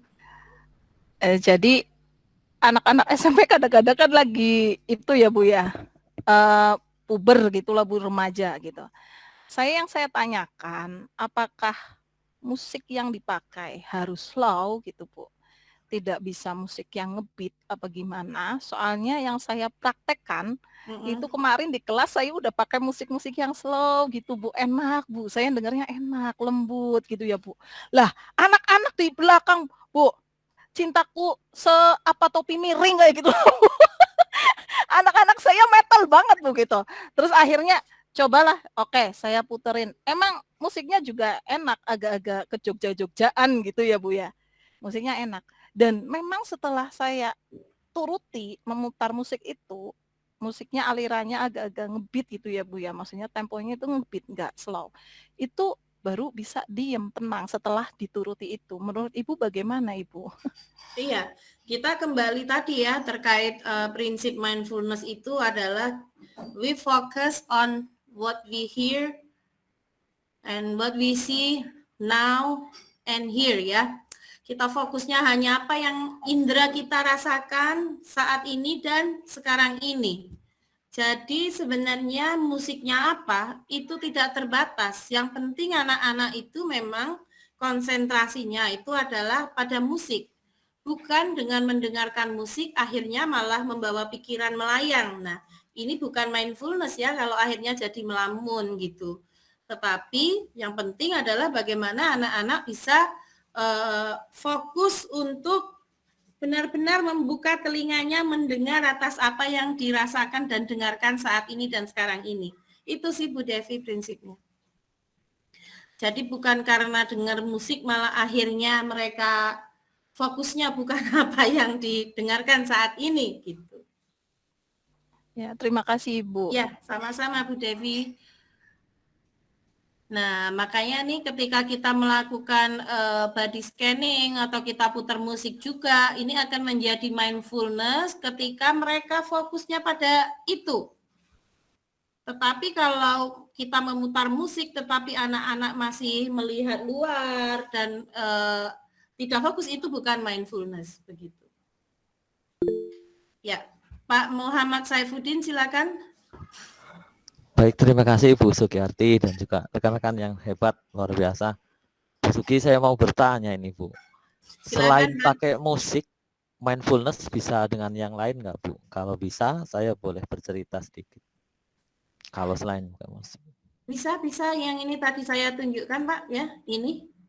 Oh, nah, okay. ini. Oh iya, betul sekali. Ya. Jadi menurut sepenangkapan saya Bu, jadi mindfulness kan kesadaran penuh, yaitu kesadaran yang muncul ketika seseorang memberikan perhatian secara sengaja, tentunya kepada murid ya Bu ya. Iya. Kalau seusia SMP, saya dengarkan tadi pun saya agak risih rasanya. Anak SMP sudah pacaran, bahkan berani curhat sama guru. Nah, tentunya kalau guru tidak bisa menangani hal ini, jangan-jangan guru yang ditanya, apakah saya SD pacaran, kan semacam itu. Maka memang betul harus ada satu kesadaran bahwa siswa melangkah satu langkah dari rumah ke sekolah adalah tidak lain untuk belajar. Tentunya bukan belajar selain pelajaran. Nah, kesadaran inilah yang saya tanamkan kepada siswa kami. Kebetulan kami di SMA 1 Bumiayu. sekelas SMA saja ketika ada anak yang saling dekat dengan lawan jenis, ya saya luruskan, saya tuntun tentunya. Nah, jangan kau budayakan budayamu dari rumah ke sini, tapi ambillah pelajaran di sekolah, nanti kamu berubah menjadi budaya yang baik untuk di masyarakat, kan semacam itu. Saya pernah, Bu, ada anak seperti itu. Pak, saya pernah sekolah, gurunya ngomong ke saya, nggak apa-apa pacaran kalau untuk semangat. Nah, ini sangat bertentangan tentunya dengan perilaku saya. Seperti itu. Oke. Terima kasih, Bu. Ya, terima kasih Pak Saifuddin ya. Jadi ini saya kembalikan topik kita ini ya, terkait ke mindfulness. Ini adalah contoh-contoh praktik-praktik yang kita bisa lakukan. Namun, kita itu juga sebenarnya mindfulness ini seperti orang yang khusyuk ya Bapak Ibu. Tidak harus dengan cara-cara begini. Misalkan sekolah Islam itu bisa pagi hari dengan membaca murotal, atau misalkan dengan sholat duha yang itu memang dengan sungguh-sungguh khusyuk, ini juga mindfulness. Tidak terbatas pada teknik-teknik ini. Betul, Bu. Saya sudah merasakan. Jadi ini memang itu tadi. Intinya adalah khusyuk, konsentrasi dan fokus gitu. Namun kalau kemudian sholatnya itu pun tidak dengan khusyuk, nah maka ini tidak jadi mindfulness. Jika pikiran masih memikirkan yang lalu atau yang akan datang. Pokoknya ini kita mengajak untuk benar-benar fokus merasakan setiap gerakan dan juga bacaan. Ya, demikian ya Bapak Ibu. Saya izin untuk melanjutkan, khawatir nanti tidak selesai ya. Bu Devi, mohon izin. Jadi, Pak Rusdi Rukmarata mengatakan, kebahagiaan adalah pada saat kita dapat menghargai apa yang ada di sini dan sekarang, dan dapat membangun hubungan maupun kerjasama dengan orang lain atas dasar hormat dan saling menghargai. Nah, ini juga terkait kan tadi dengan mindfulness, kita menghargai apa yang ada di sini dan sekarang ini. Jangan mikirinnya yang lalu atau yang akan datang. Karena memang manusia itu paling pandai untuk mengingat-ingat yang telah lalu atau memikirkan apa-apa yang akan datang. Namun yang kita latih di sini adalah untuk fokus pada yang ada sekarang ini dan saat ini. Saya lanjutkan untuk konsep yang keempat, yaitu implementasi pembelajaran sosial dan emosional. Yang pertama adalah dengan mengajarkan 5 KSE secara spesifik dan eksplisit, lalu mengintegrasikan 5 KSE dalam praktik mengajar, interaksi guru dan murid, serta kurikulum akademik, menciptakan iklim kelas, budaya, dan kebijakan sekolah, lalu menguatkan 5 KSE pendidik dan tendik. Yang pertama, mengajarkan 5 KSE secara spesifik dan eksplisit. Untuk kesadaran diri, Bapak Ibu, tadi kita di awal sesi telah mempraktikkan ya dengan mengenali emosi. Tadi Bapak Ibu ada yang merasa semangat, ada yang khawatir, dan lain sebagainya. Kita kenalkan 6 emosi dasar, lalu nanti kita tunjukkan roda emosi Platschik. Kita bisa melakukan aktivitas untuk menuliskan bahagia dengan tanpa menggunakan kata bahagia, ini ke anak-anak ya. Lalu kita bisa tanyakan nih, apa yang biasanya membuat saya merasakan emosi ini? Nah ini. Lalu mengapa penting untuk mengenali, menyadari emosi Bapak Ibu? Tadi di awal saya sampaikan, apabila kita sadar jika saat ini sedang marah, maka sampai di sini kita bisa stop untuk memanage, mengelola emosi kita. Tapi kalau emosi tidak dikenali dari marah, itu bisa menjadi ngamuk. Makanya sangat penting sekali apa yang kita rasakan itu kita bisa mengenalinya. Sangat bahaya kalau kita tidak bisa mengenali emosi kita. Nah, ini tadi kalau kita misalkan mengenali saat ini merasa marah, lalu kita stop, take a breath, setelah tarik nafas, kita observe, amati sensasi apa yang kita rasakan di balik stop ya.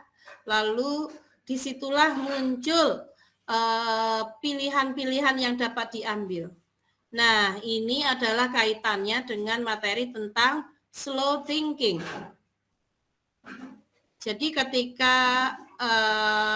ada anak yang datang terlambat terus misalkan, Bapak Ibu biasanya marah, maka kali ini stop. Ketika stop, nanti biar yang bekerja itu adalah otak luhur manusia. Dan ketika otak luhur manusia yang bekerja, maka di situ akan ada pilihan-pilihan. Bapak Ibu melakukan slow thinking, bukan fast thinking.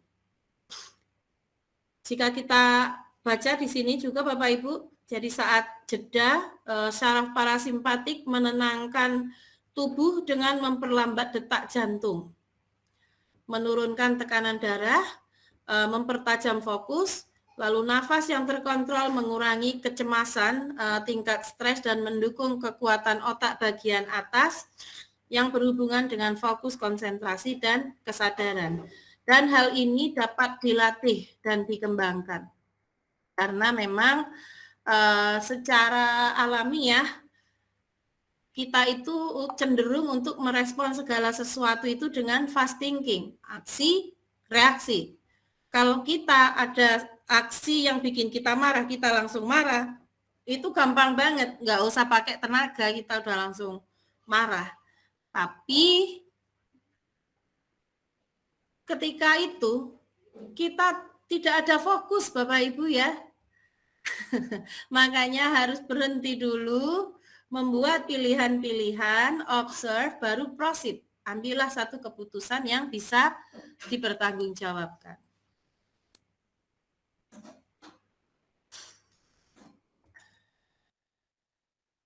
Nah, selain stop, teknik yang berikutnya dari manajemen diri adalah dengan 3I.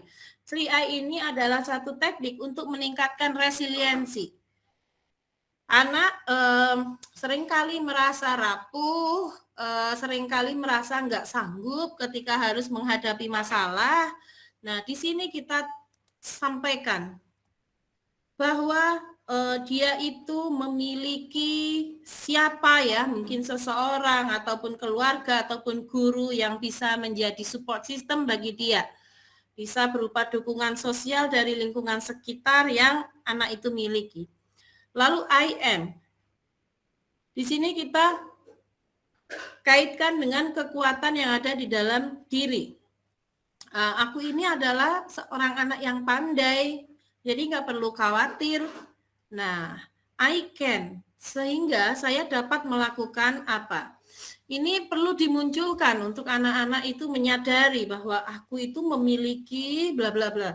Aku ini adalah seorang yang bla bla bla, sehingga nanti aku dapat titik-titik gitu ya. Nah, ini adalah teknik manajemen diri. Berikutnya, kesadaran sosial. Mengingat maksud pendidikan itu adalah untuk membuat manusia mencapai keselamatan dan kebahagiaan sebagai manusia dan juga anggota masyarakat, sehingga sangat penting sekali untuk memiliki kesadaran sosial. Jangan hanya fokusnya kepada diri sendiri dengan kacamata kita sendiri, karena orang lain di luar kita itu memiliki situasi dan kondisi yang berbeda. Sehingga kita latih anak untuk memiliki 3 pertanyaan dasar empati. Yang pertama, apa yang dirasakan orang tersebut? Apa yang membuatnya merasa demikian? Apa yang mungkin akan dia lakukan? Mengapa dia melakukan itu? Apa yang saya rasakan jika mengalami kejadian yang sama? Atau saya ada di posisi dia? Nah, ini adalah 3 pertanyaan dasar untuk meningkatkan kesadaran sosial. Ini contohnya ya Bapak Ibu,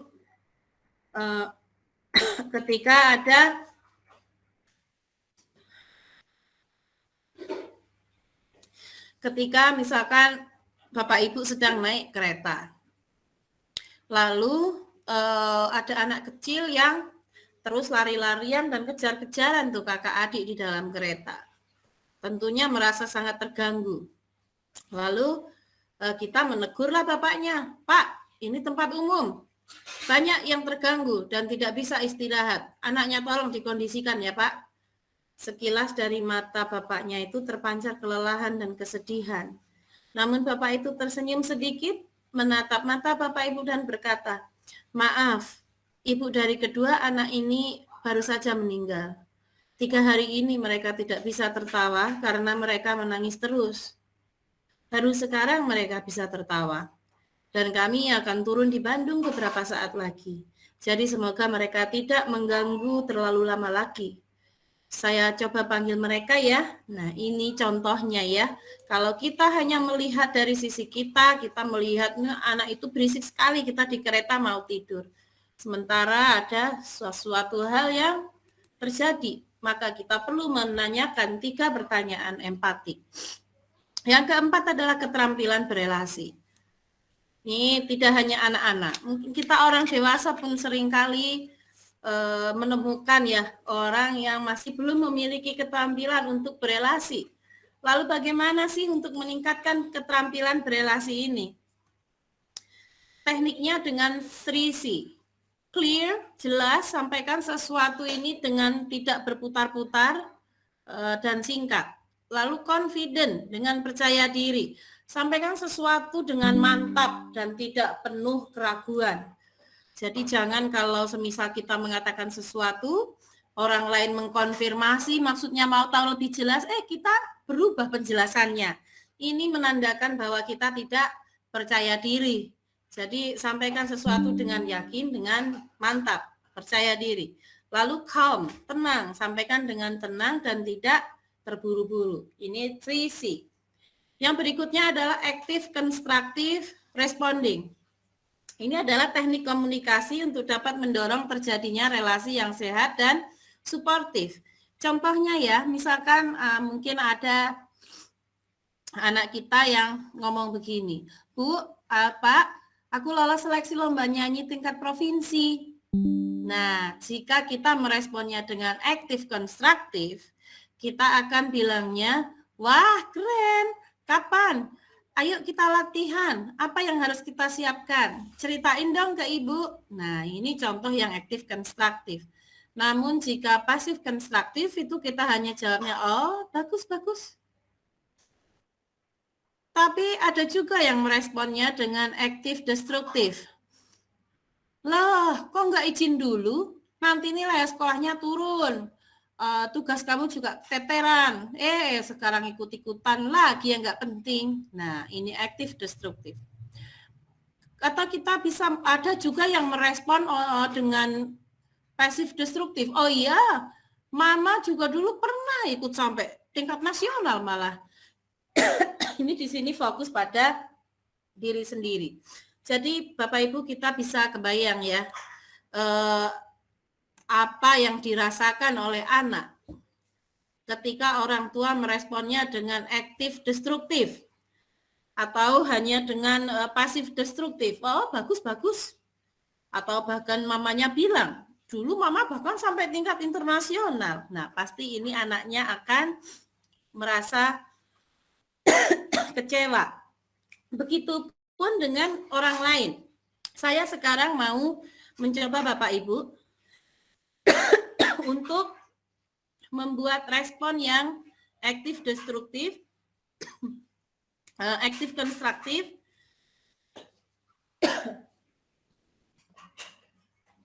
apabila situasinya ada teman Bapak Ibu yang datang dan bercerita, Bu Maria, saya lolos loh untuk seleksi CGP, gitu. Jadi bagaimana Bu Maria merespon dengan aktif konstruktif, Bu, misalkan. Gimana Bu Maria? Oke, Ibu. Jika aktif konstruktif, itu responnya gimana?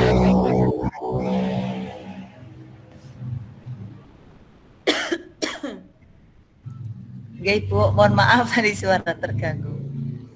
Oke. Kalau menurut saya gini, tadi bagaimana kalau misalnya kita fokus pada diri sendiri ngaten nggih Ibu.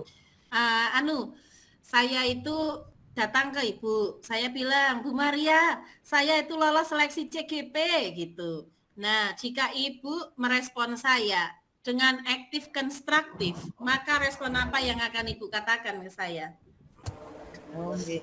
Gini, selamat. Yang paling pertama kan selamat dulu. Setelah lolos ikut CGP, tetap semangat untuk mengikuti kegiatan pendidikan guru penggerak tersebut. Nanti ikuti dengan baik seperti itu, Bu. Jadi tidak berarti misalnya saya lebih dulu gitu nggih. Saya lebih dulu untuk sudah mengikuti pendidikan itu paling hanya berbagi pengalaman itu saja.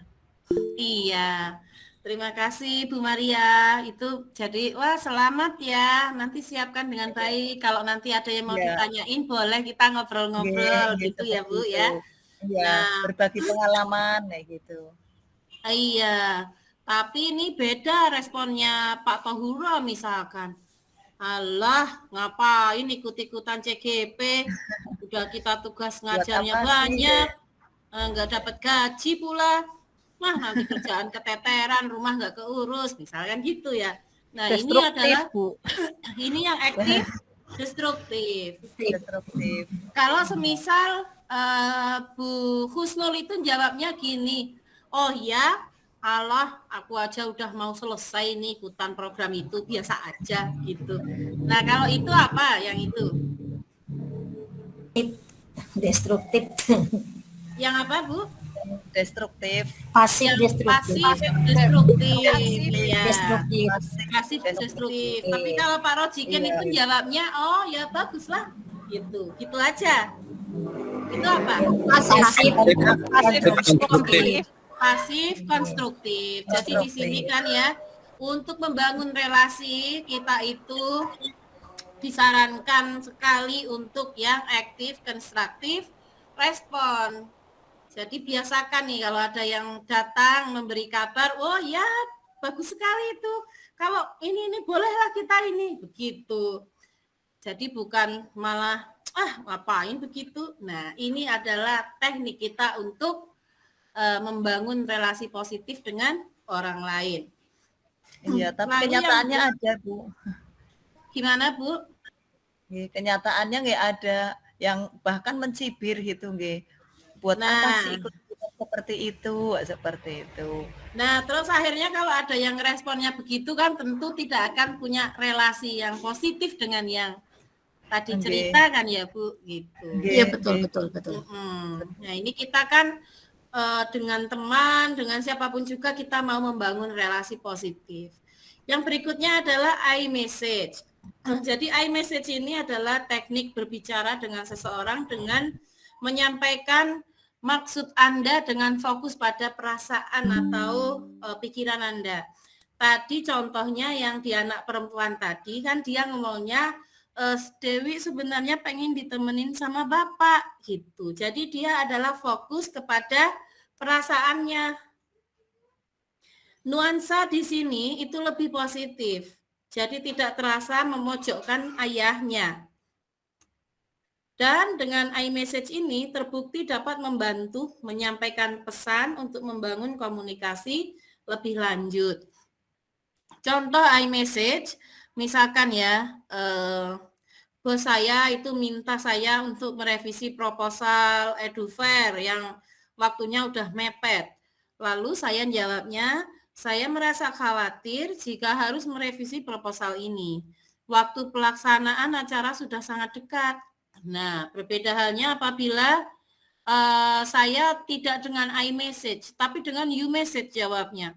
Masukan Ibu itu sangat mengkhawatirkan, ini nanti bisa nggak selesai semuanya. Waktu pelaksanaan acara sudah sangat dekat. Nah, di sini Bapak Ibu bisa melihat ya nuansa emosinya.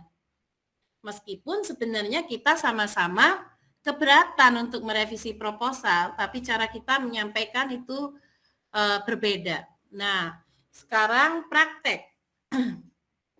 Misalkan Bapak Ibu tadi pagi harusnya piket sekolah, piket piket ya, harus jaga piket.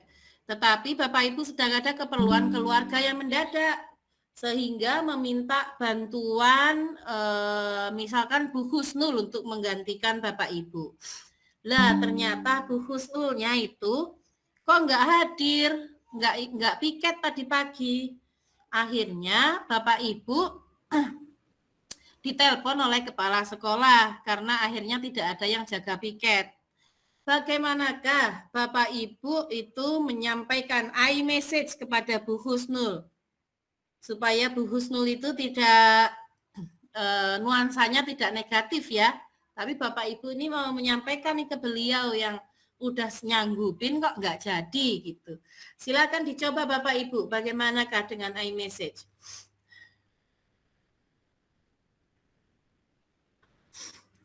Siapa yang mau mencoba?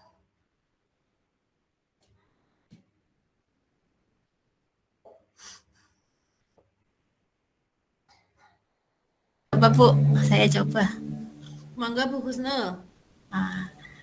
Ini maaf, tadinya saya memang mau menggantikan Bu Husnul, tapi saya takut Bu Husnulnya itu tersinggung. Itu Bu. Bu, maksudnya ini Bu Husnul yang tadinya janji gantiin, ternyata Ibu malah nggak jadi gantiin. Akhirnya saya ditelepon kepala sekolah. Lah saya kan perlu konfirmasi tuh ke Bu Husnul dengan menggunakan iMessage. Kalau contoh yang dengan U-Message itu, saya kan akan langsung ini nyerang Bu Husnul. Bu Husnul gimana sih? Tadi sudah janji kok malah nggak jadi jaga gitu. Ini ya, ini contoh yang U-Message. Tentu akan menyakiti perasaan orang lain ya kalau dengan U-Message. Tapi kalau dengan iMessage, bagaimana caranya nih Bu Husnul? Ayo coba. Bu Husnul, tadi katanya jenengan mau gantiin saya. Kok nggak jadi? Maaf. Ini gimana sih Bu? Gimana ceritanya? Iya, terima kasih Bu Husnul. Kalau Bu Devi silakan. Coba ya Bu ya. Biasanya ini gini Bu, saya ngomong ke teman saya misalkan itu. Bu Husnul sehat? Saya pasti tanya dulu kayak gitu. Bu Husnul sehat? Gitu. Kenapa ya tadi kok Bu Husnul tidak piket pagi-pagi? Apa Bu Husnul sedang ada masalah? Biasanya saya ngomongnya kayak gitu dulu Bu. Iya. Oke, terima kasih Ibu-ibu. Jadi di sini tekniknya itu adalah kita menyampaikan perasaan dan pikiran kita dulu ya. Jadi begini, Bu Husnul, tadi pagi saya itu kaget sekali loh ditelepon kepala sekolah. Nah, ini kita menyampaikan dulu ya perasaan kita ya. Kaget sekali tadi ditelepon kepala sekolah, katanya tidak ada yang jaga piket. Nah, kemarin kan Ibu sudah menyanggupi, jadi ada apa ya Bu gitu. Intinya sampaikan dulu perasaan kita tadi kaget. Nah, itu hanyalah contohnya ya Bapak Ibu tentang iMessage. Kita fokusnya pada diri kita, perasaan kita, bukan untuk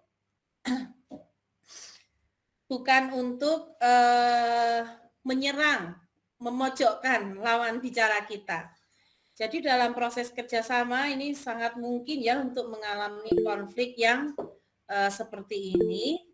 Dengan menggunakan iMessage ini terbukti bisa lebih positif nuansanya. Nah, Bapak Ibu yang terakhir itu adalah pengambilan keputusan yang bertanggung jawab, yaitu dengan POC.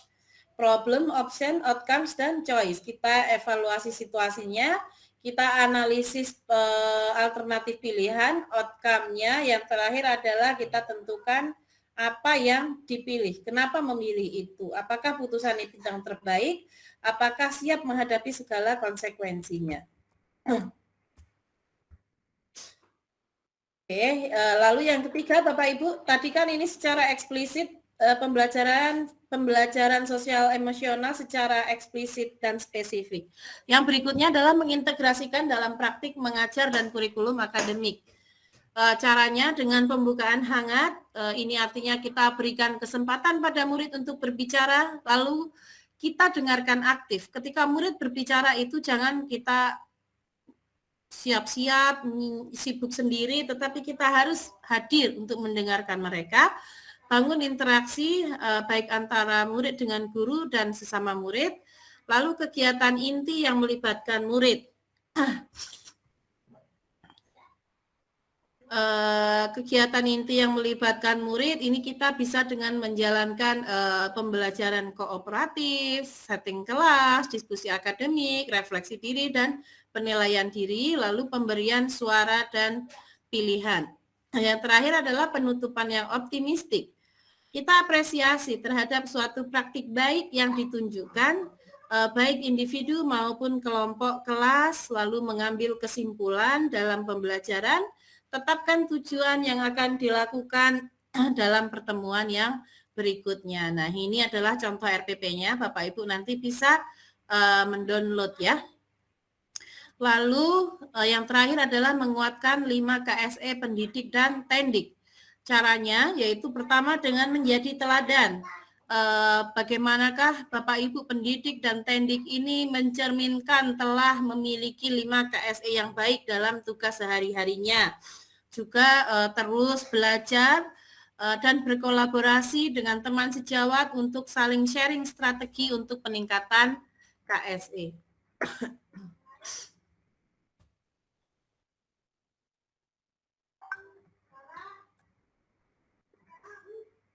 Yang keempat itu adalah menciptakan iklim kelas, budaya, dan kebijakan sekolah. Ini yang terkait dengan modul 1.4 ya, tentang budaya positif. Jadi membangun keterhubungan yang menciptakan perasaan aman dan nyaman, lalu menciptakan lingkungan kelas yang dapat merangkul keberagaman, melibatkan murid dan menumbuhkan optimisme, mewujudkan keyakinan kelas, peraturan, dan kebijakan sekolah yang mencerminkan visi misi sekolah, nilai-nilai kebajikan, dan keberpihakan pada murid. Nah, jadi demikian ya Bapak Ibu. Sebagai kegiatan penutup, saya meminta Bapak Ibu untuk menuliskan kata-kata singkat kepada salah seorang yang sudah berperan penting dalam hidup Bapak Ibu. Mungkin juga orang-orang yang berperan besar dalam menjalani program PGP ini. Silakan Bapak Ibu tuliskan, lalu nanti sampaikan kepada orang tersebut apa saja yang Bapak Ibu rasakan dan yang Bapak Ibu syukuri. Kenapa kita lakukan hal ini? Karena rasa syukur memiliki efek fisiologis yang kuat pada otak dan tubuh. Para peneliti telah menemukan bahwa ketika kita memikirkan seseorang atau sesuatu yang benar-benar kita syukuri, tubuh kita menjadi tenang, memperlambat detak jantung, mengalirkan darah dari otot ke organ, dan pupil mata pun berkontraksi. Perasaan menghargai juga menghasilkan irama jantung yang lebih teratur yang dapat mengurangi resiko serangan jantung dan meredakan hipertensi.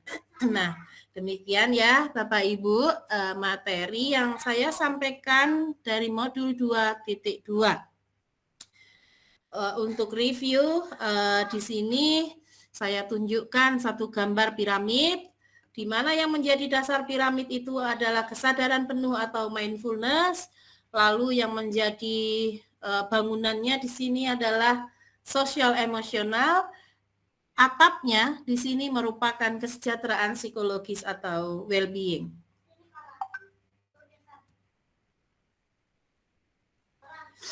Sebenarnya apa sih well-being? Mungkin ini kita juga terkadang perlu ya definisi yang lebih jelas nih. Apa sebenarnya well-being?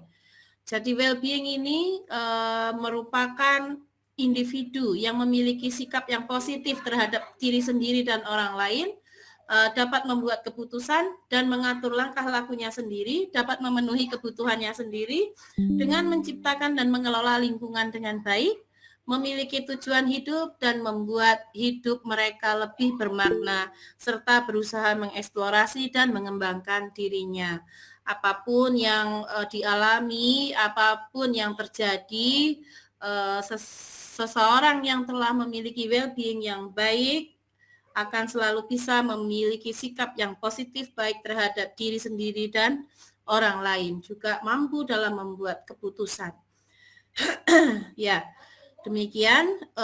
Lalu sebagai refleksi saya berikan link di Google Form. Silakan Bapak Ibu jawab pertanyaannya.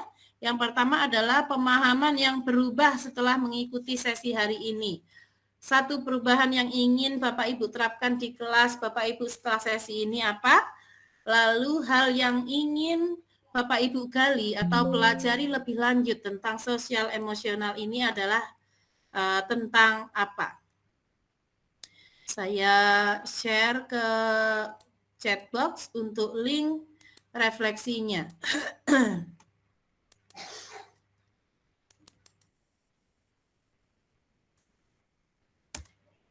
Oke. Demikian ya Bapak Ibu. Apakah ada yang mau disampaikan? Ada Bu. Silakan Pak. Mohon materinya ini di-share di grup Bu. Karena ini menurut saya sangat penting sekali biar dipelajari lebih mendalam lagi, walaupun sebenarnya sudah ada gambaran dari apa yang disampaikan oleh Ibu. Tapi lebih mantap lagi apabila saya punya materinya Ibu untuk disimpan di laptop, dipelajari sendiri itu. Seperti itu Bu, mohon di-share. Iya Pak, saya nanti titipkan ya kepada admin untuk disampaikan di grup Bapak Ibu. Terima kasih Pak Tauhuro. Terima kasih Bu. Iya sama-sama. Bu Devi silakan. Iya. Saya tadi agak terketuk dengan kata-katanya Pak Sarifudin apa ya. Jadi SMA aja nggak kayak gitu, kenapa SMP? Ini jadi saya jadi kayak Bu Sugiyarti ini jawabannya. Maaf Bapak, anak ini anak broken home gitu. Jadi kita harus benar, kita harus melihat di belakang anak itu kenapa anak itu bermasalah seperti itu.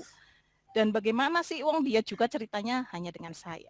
Terus yang saya mau tanyakan Bu, tadi yang message ya, itu apakah dalam secara singkatnya, apakah menunjukkan tentang empati dulu, empatinya kita gitu Bu? Kan tadi kita kesulitan ya dalam membuat kata-katanya gitu. Oh iya, jadi tentang I message. Jadi I itu saya kan ya Bu ya. Jadi ketika kita mau menyampaikan pesan itu fokus aja sampaikan rasa atau pikiran kita dulu, bukan nunjuk orang lain gitu. Jadi misalkan saya merasa sedih loh Bu Devi itu tadi tidak hadir di acara saya gitu. Itu kan di sini saya ngomongnya saya merasa sedih Bu Devi tidak hadir. Tetapi kalau sebaliknya, saya menggunakan you message. Bu Devi itu gimana sih? Kok nggak datang? Nah, di sini adalah saya nuansanya jadi negatif karena menyerang ke lawan bicara. Begitu. Terima kasih Ibu. Ya, sama-sama Bu Devi. Ya, baik Bapak Ibu. Jadi memang di dalam program Guru Penggerak ini kita harus berpihak kepada anak dan kita pahami bahwa anak-anak kita itu memang berasal dari lingkungan yang sangat beragam dan juga dalam situasi yang sangat beragam.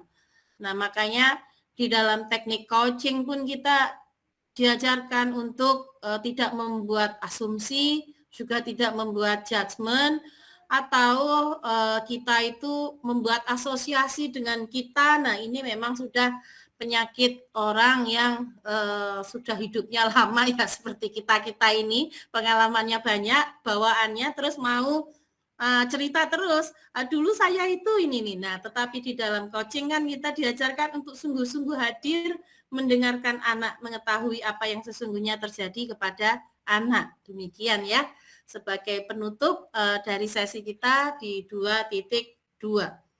Dan kembali lagi saya sampaikan tentang pentingnya untuk melatih anak untuk bisa fokus dan konsentrasi, karena dari situlah yang kemudian menjadi pondasi untuk meningkatkan 5 KSI mereka yang akhirnya bisa mendapatkan kesejahteraan psikologis atau well-being.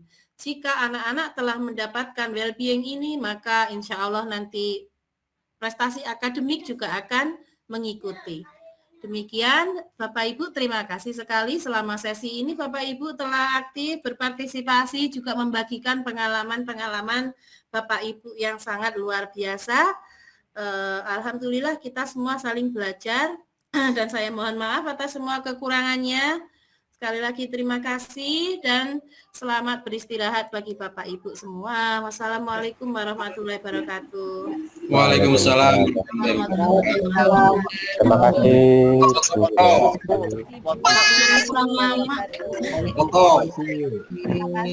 Terima kasih Bu. Oto Padar. Terima kasih banyak Bapak Ibu. Matur suwun. Bu Sugiyarti.